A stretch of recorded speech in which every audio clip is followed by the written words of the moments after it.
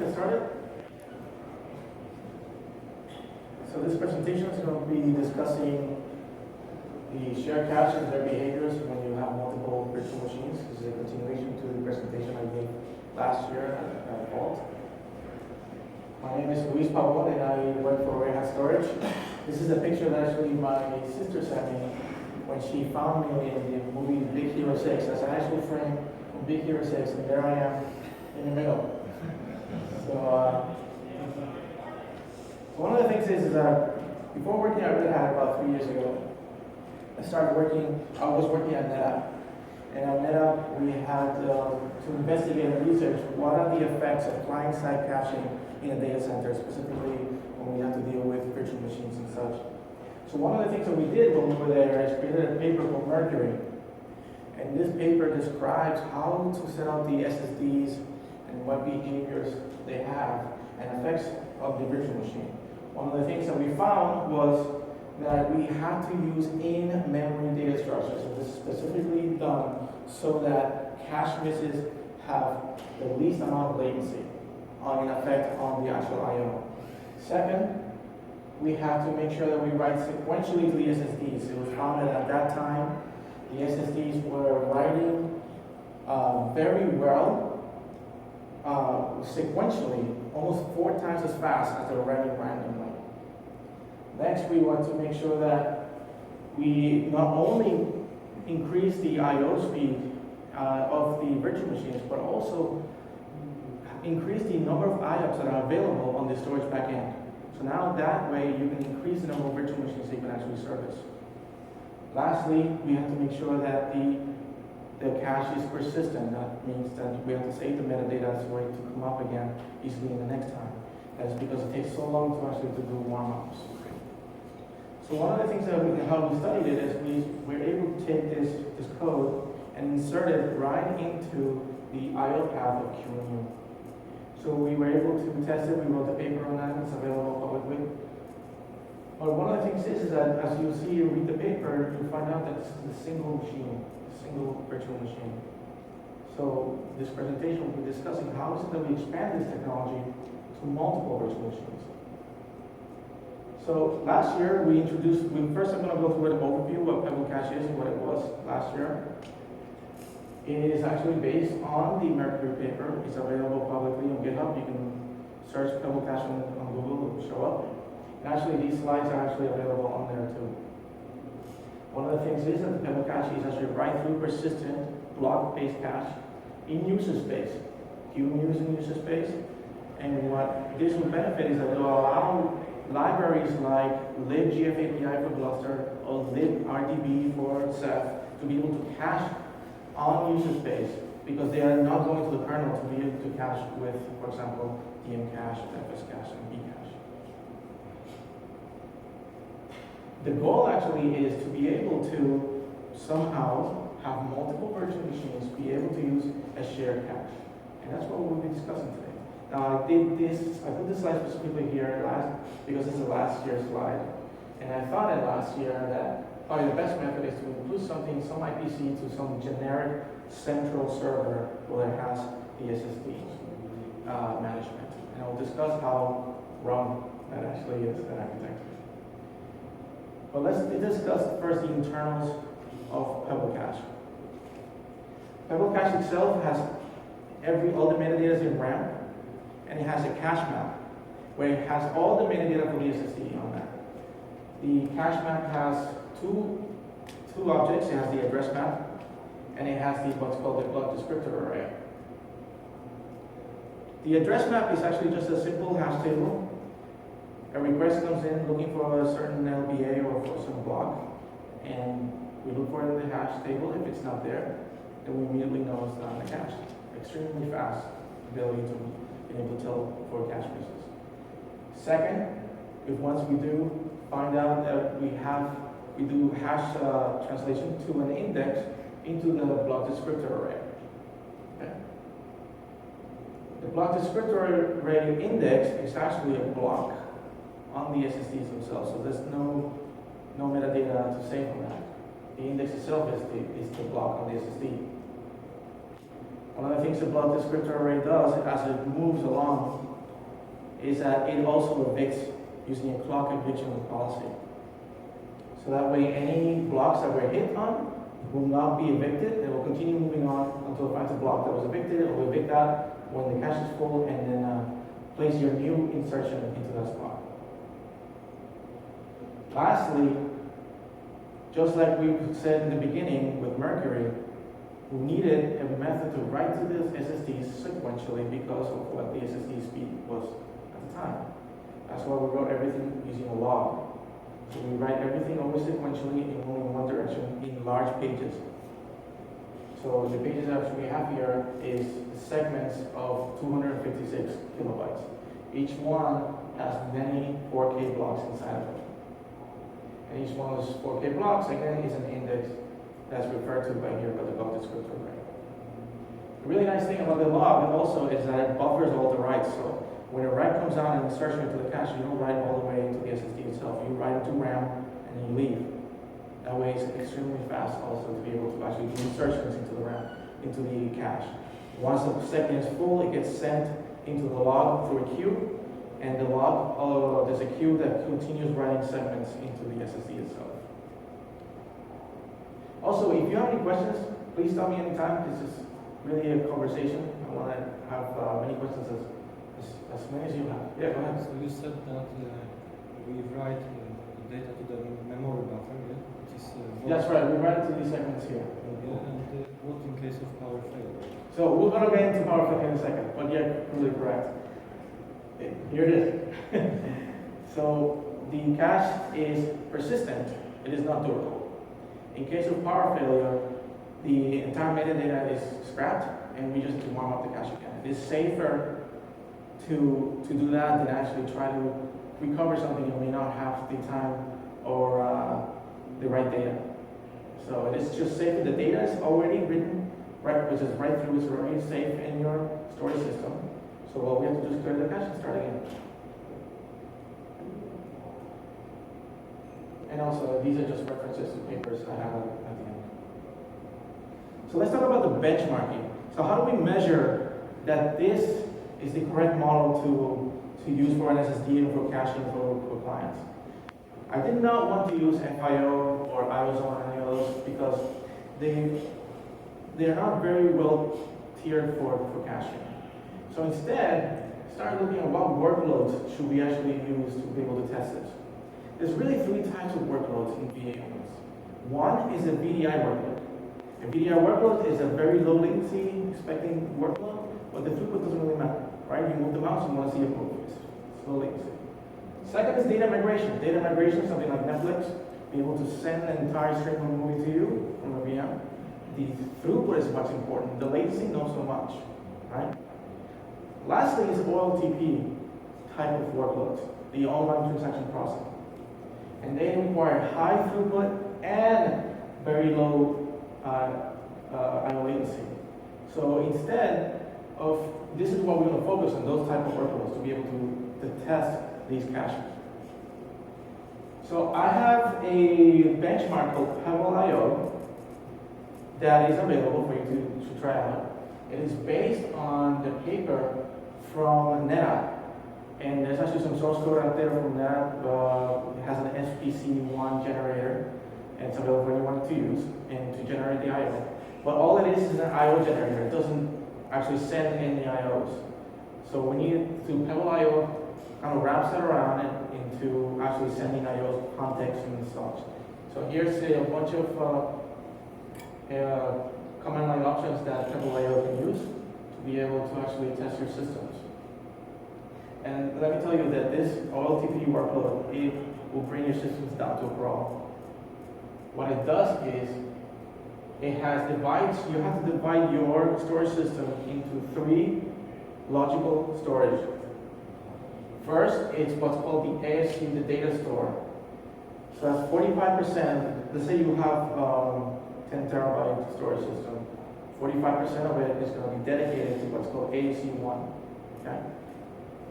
45% of it is going to be called to ASU2, and then lastly, 10% of the entire storage available is going to be dedicated to ASU3, and that's just the log, so it only does writes, okay? Kind of like a database. And the key thing to determine is that a test, every time you start the test, what you're asking is, you're not trying to find out the fastest speed of your storage system. What you're asking instead is saying, I would like to make sure that this system can achieve this many IOPS. So instead what you do is that you use these business scaling units, BSUs, and you could start with a number 1, for example, and you test your system and you're saying, I'm making sure that I can get 50 IOPS from my system. So you keep increasing the number of IOPS until the system cannot provide a response time, actually provides a response of greater than 30 milliseconds. At that point, you've done with the test and you have the maximum number of IOPS that the system can achieve. Okay? So let's take a look at how this can be used for Pblcache. What's the motivation for writing this as opposed to using it? What is the motivation for writing TP? So the motivation is that this is based on the storage programming console's benchmarks that are used by Hitachi, Dell, NetApp, EMC, that they provide all those numbers out there for you. Actually, if you go to the website, you can see all their IOPS maximum when they reach the 30 milliseconds. So that's a real used benchmark by all storage vendors. FIO and IOZone are cool things to do for disks and things like that, but for testing caches and against your storage system, this is the right tool. So, and also the cool thing was I would not be able to do this without NetApp, again, being able to release the workload, the I/O generator, which they did. There's a paper on that also that talks about that. So let's take the evaluation. So last year I had the opportunity to test with a Gloucester cluster, but this year I wasn't able to just because of timing. So instead what I did was I have the program Pblio, which inside of it has the caching software. Okay? But you can use Pblio with or without caching, so there's no problem using it without caching. Actually, we tested without caching first and do the comparison. So in this model, I attach a SSD, and the SSD happens to be an NVIDIA. Is that right? NVIDIA? I don't think they spelled it right. So instead of using 800 gigabytes, I didn't want to use something that was bigger than the workload, because then it would just cache the entire workload. Instead, I used something about 25% of the workload size. So I changed it to 120 gigabytes. Okay. So let's take a look. So here we have that the that the cache warm-up, it took about an hour to warm up for 120 gigabytes. Okay? So that's why it takes a long time to warm up. That's why we have to make it persistent. Alright. Secondly here's a comparison of the system with and without cache. And this is where the information about asking or requesting the maximum number of IOPS the system can do comes in very handy. So what we do is we continue increasing the number of IOPS that are requested until we pass 30 millisecond response time. Okay. So in other words, without the cache, we have that the system with those 5 disks has a maximum of 6,200 IOPS. But with Pblcache, we're able to increase it by 60%. Just by adding 120 gigabyte SSD to 10,000 IOPS. Okay? And one of the really nice things to think about is that it's not just about performance, but it's also about increasing the number of IOPS in the storage backend. So now, because of the cache, we have reduced the IOPS going to the backend by 52%. So now the backend is able to listen and it's available for other IOPS from other systems. So any questions on those, on Pblio or Pblcache before we continue on and share cache? With your Pblio, you are able to use a cache and use a configuration to say, go to this device. That's right. How, I do like performance benchmarking on Ceph and Gloucester. Yeah. How can you use Pblcache in those contexts? Pblcache or Pblio? Both. Okay, so Pblcache. So this is focusing on the client side of caching. So there's two things that you really need to increase IOPS on the system, on data center. You need recaching on the client, and you need write back caching, some kind of write accelerator on the server side. So what we need, and also reads caching, that'll be great too, but it's really about the writes once you service the reads on the client. Pblcache can work well on the server side, but it has to be revisited and readjusted to understand the impact on the IOPS on the server side. Pbl.io, the test can definitely be used on Ceph, for example, because if you have a system that with Ceph block inside, then you can definitely use Pbl.io on that. That's very easy to do. That can be done today. Yeah. So the test you did here, are you running the burst workload or the steady state?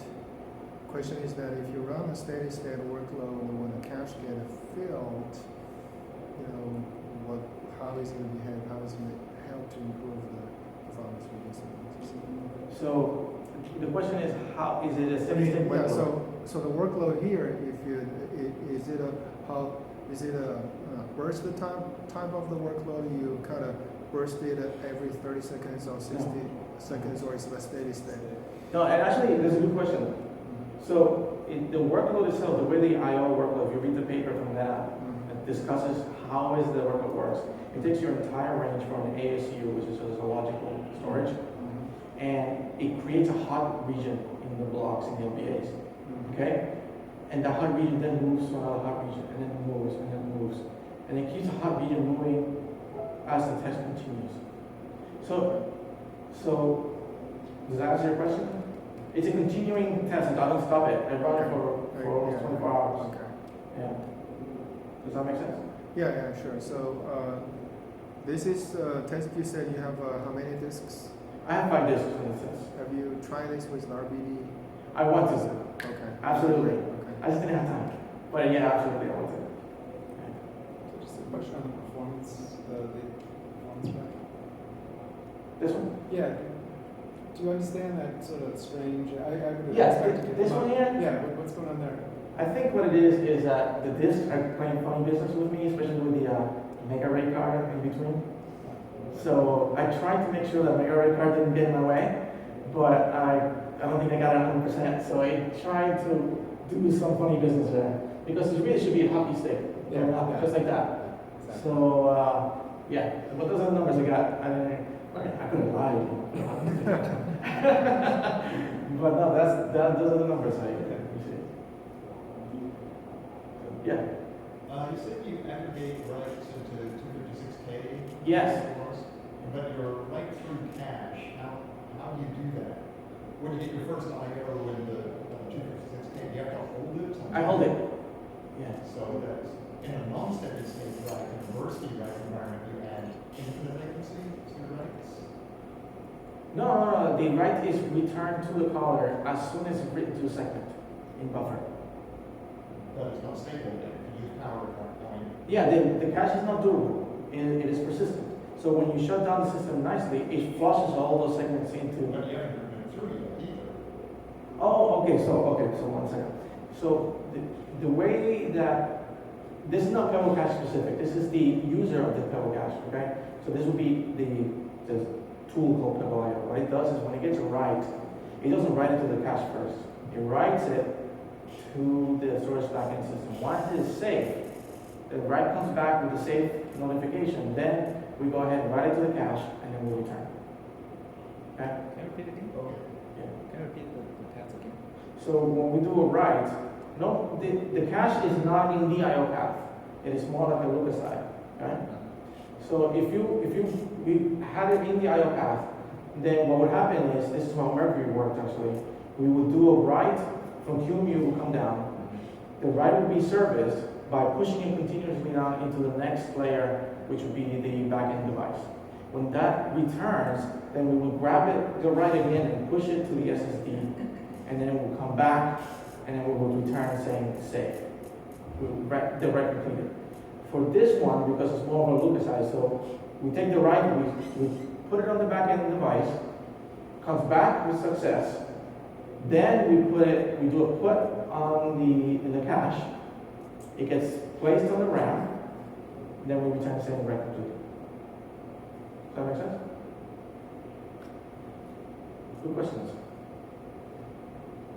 So now let's go to share cache. So now we understand how Pblcache works. We understand that we gave it, and it understands how to take over an entire SSD. But that's not real. That's not how anybody uses this. We have multiple VMs coming in and out all the time with different workloads. So let's take a look at what we can do. First, we have to define what shared cache means. As I was reading some papers from other academic papers out there, for me, shared cache, it meant that two VMs are able to read a storage backend, maybe they share the same backend. One of them gets to read first, stores the data on the SSD. Second VM comes up and says, I'm looking for this block on this device. And it says, oh, I already have it on the SSD. That's one type of shared cache, where they actually share the data. Found that that's actually very complicated to accomplish. So instead, I have another paper from VMware where it defines that instead what they do is they provide isolation in the cache. So they allocate sections of the cache to different VMs, and they provide that type of isolation. But first, they have to make sure that they deliver high performance, that they deliver also a high resource utilization. That's very important as we get further into the presentation, because we start looking at, we provide this cache space to a VM, but they don't utilize it in a perfect way. So we have to adjust. Okay? Again, we reduce the number of IOPS going to the storage backend. We increase the number of IOPS available in the storage backend. And so let's take a look at how we can accomplish this. There are three ways to allocate storage space to these VMs that I found out. The first way is called clock, which is the way that the Pblcache is doing things today.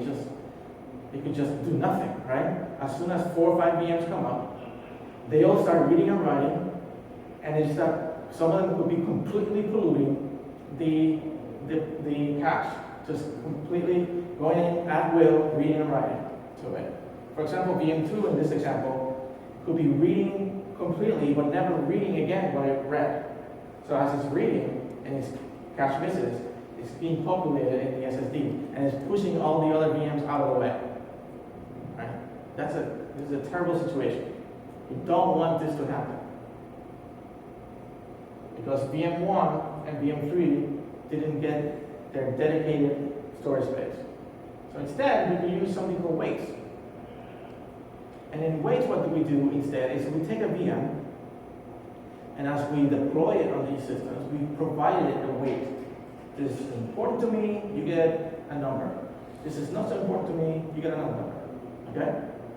So you start doing these things, and what happens is instead now, VM2 gets an allocated amount of space.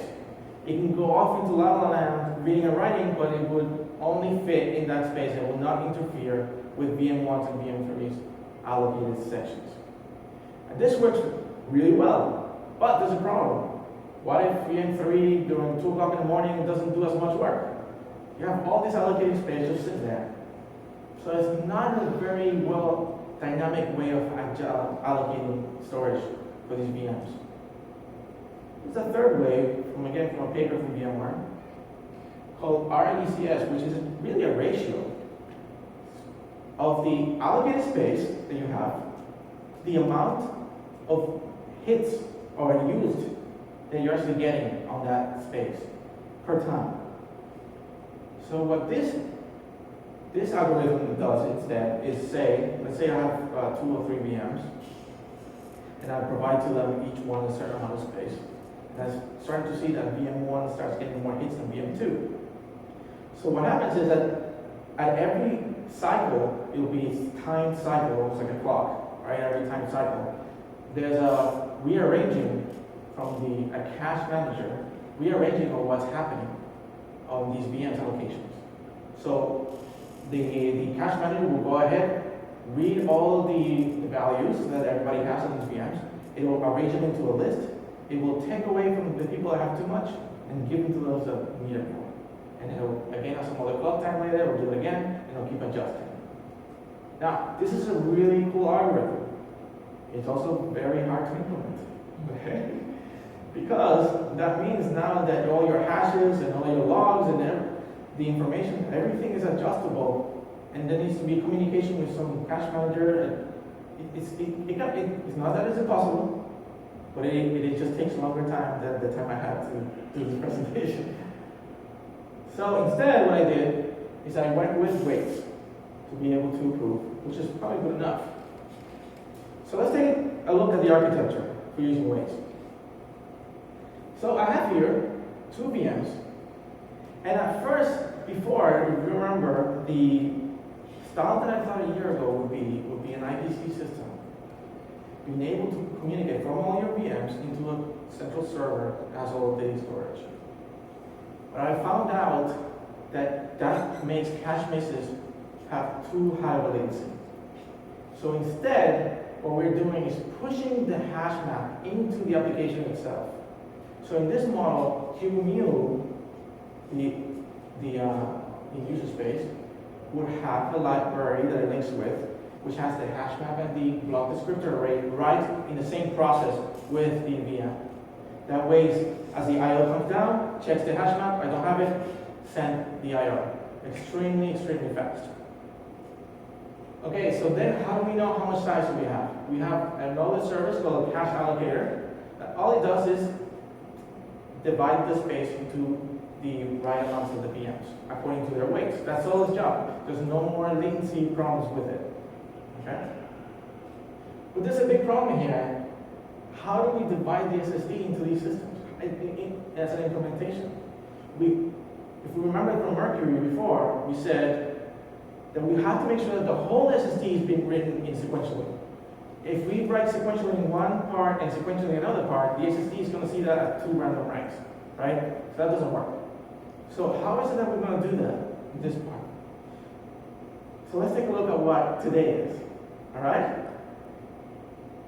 Back in 2011, when we actually got this information, we were writing sequentially at 300 megabytes per second, but writing randomly only at 92.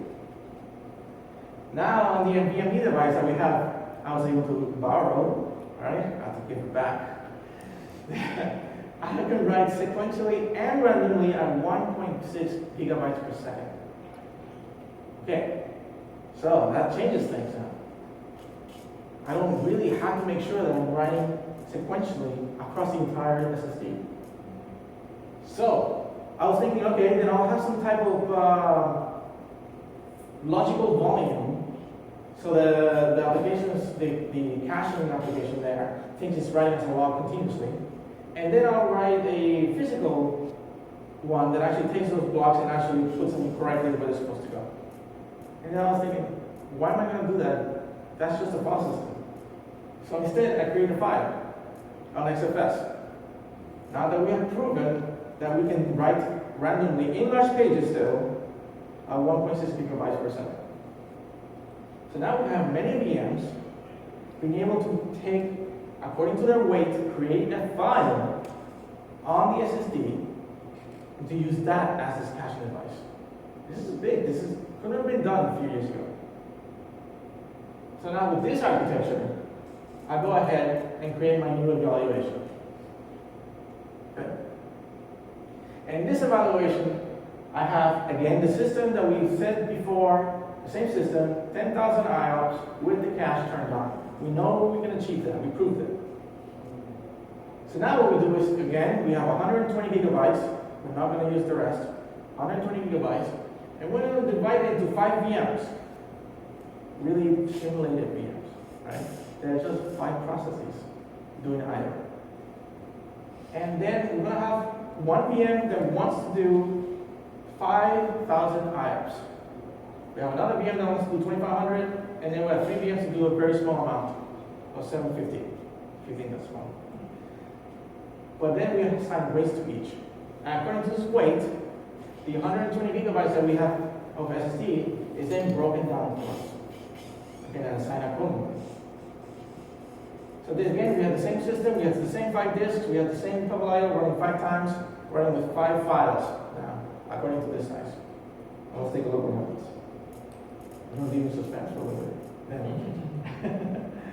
Alright, so first, it's the warm-up time.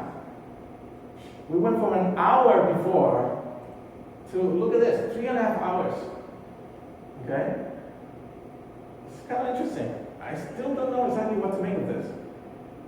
2.5 hours for the second VM, and 1.5 hours for the other one. Now, what I think is happening here is that the other side was doing a lot of IOs. So this only here is only doing less than 5,000 amps. The other one's doing almost 10,000 amps. So by doing that, it was inserting into the cache much faster.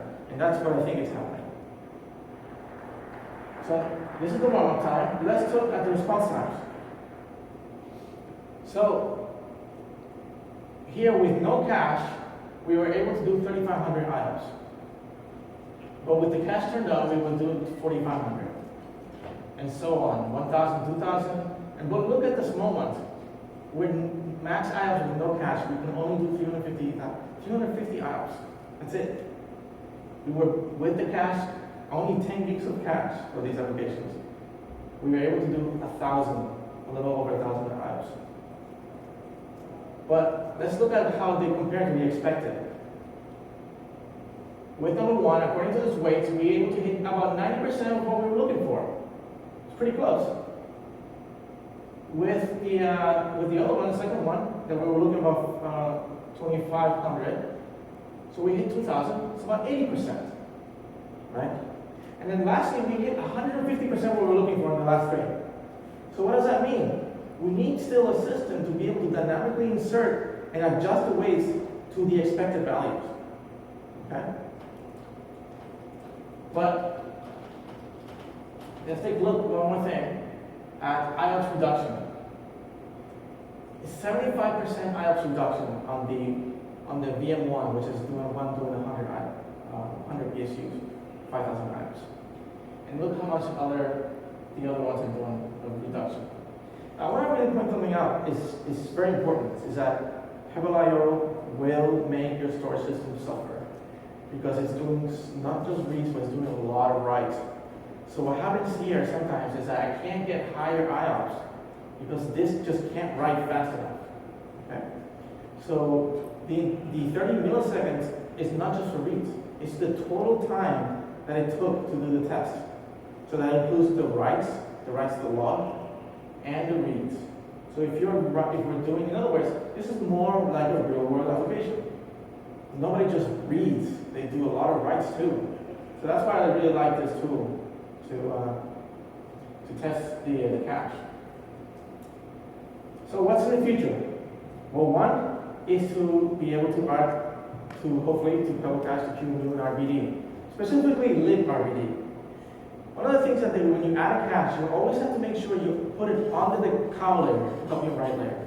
If you do not, then what you're going to be doing is going to be writing twice on the same data, or 3 or 10 times. You have to make sure you put it on the copy and write layer. So in QEMU, we can make sure that we put it right at the top, right over the copy, the QCOW layer, QEMU. But that's not the layer that does snapshots for libRBD. We have to go into libRBD and go under its cloning layer to make sure we don't cache things twice.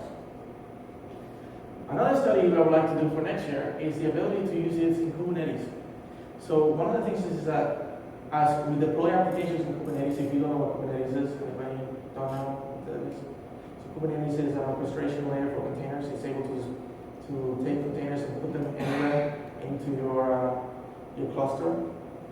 So think OpenStack for VMs, Kubernetes, containers. Okay.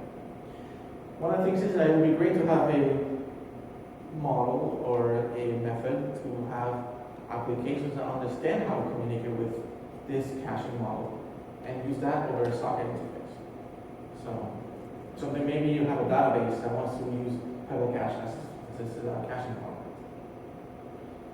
And then lastly, it will be doing something that I did do a little bit in NetApp, I'd like to do here again, is do inline duplication. when we were doing it there, we found out that we were fragmenting the heck out of the SSD. It was making our IOs awful.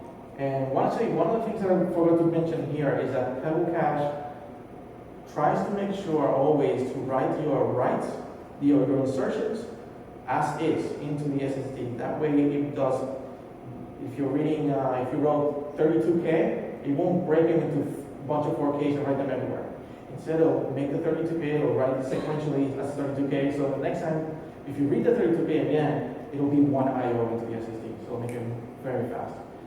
With duplication, that just goes out the window, and you have 4Ks all over the place. So even though you wrote 32K before, now you have 4K here, and here. So we have to determine if the SSDs today, again, it's been 5 years and a lot of advancements, can enable that. Now, one of the things too is that there's also non-volatile memory. We may be able to use non-volatile memory to use something like duplication, and that will work well there. So This duplication is fixed size or fixed size, yeah, for blocks. for blocks? Yeah, for blocks. No, for Keyboard. block-based deduplication, fixed size, not running card. Again, it's just a study. I haven't done this yet. It's just a bullet right now. I mean, from the storage side, the dupe is blind dupe. Even you are doing inline dupe. Yeah. I'm not sure how the ratio is good.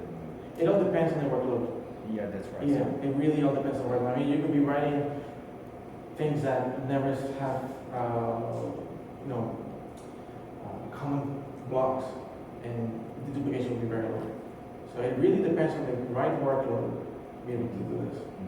Maybe a lot of VMs that have the same applications or read the same data, things like that.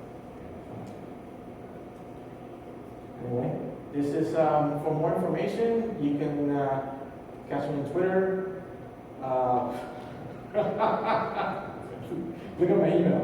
That's awesome. I should have seen that before. It's my email is email.com. It's elpabon@redhat.com. And then I'm on GitHub. All this is on GitHub also under Elpabon. And these are all the references for the study. Any questions? For adding it to libRBD, are there hooks or is there I don't know yet. That's one something I have to find out. All this is written in Go. libRBD is written in C++. I have to find out how to match the two. this whole thing is written in Go? All this is written in Go. Yeah.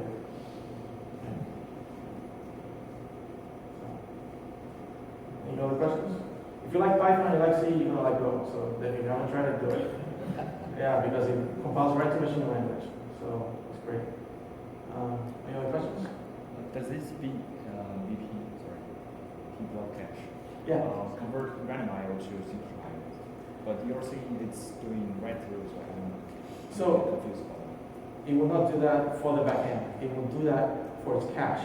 It's cache. It always writes cache sequentially. Okay? So it's almost like a big ring. It's writing always sequentially in the ring. And as it's writing, it gets filled up as it goes around the next time. It's evicting and then writing, evicting, writing, evicting, writing like this. And it goes around. But that style of writing does not affect what's happening in the storage backend. So the storage backend could still be writing, it could still be writing randomly. So we don't mess with what's happening in the backend. We just send the IO to the backend, let it do what it's supposed to do. When it comes back, then we'll write it into the cache. So it's basically looking for a read cache. It's not. It's a read cache. Yeah. It's not a write-back cache, and I don't think it'll ever be a write-back cache. I don't like write-back caches because of the power failure issue. I want to make sure your data is safe. Data safe, you can destroy this and start over again, no big deal. Yeah? Any other questions? All right, thank you very much.